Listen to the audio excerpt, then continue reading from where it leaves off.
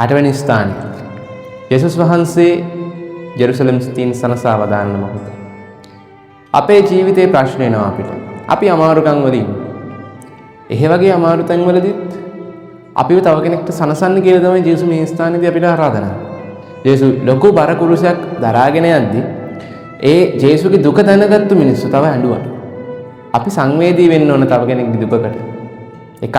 අනිත් දේ අපි අමාරුකමක ඉන්නවා වෙන්න පුළුවන්. අපි ප්‍රශ්නක ඉන්නවා වෙන්න පුළුවන්. ඒ වගේම ඒ ප්‍රශ්නේ තව කෙනෙක්ට ওই විදිහට බලපාලා තියෙනවද කියලා දැනගන්න. මොකද ජේසුගේ කුරුසේ බර එව නැත්නම් ජේසු අමාරුවෙන් යනවා කියලා ඒ ස්ත්‍රීන් දැනගෙන හිටියා. ඒක නිසා තමයි යන්නේ. එයාලා සංවේදී වුණා ජේසුවෙන්. ජේසුත් තමන් අමාරුවෙන් අරන් යන කුරුසේ තියාගෙනම කියනවා මං වෙනුවෙන් නෙමෙයි තමන්ගේ දරුවෝ වෙනුවෙන් නඩන්නේ.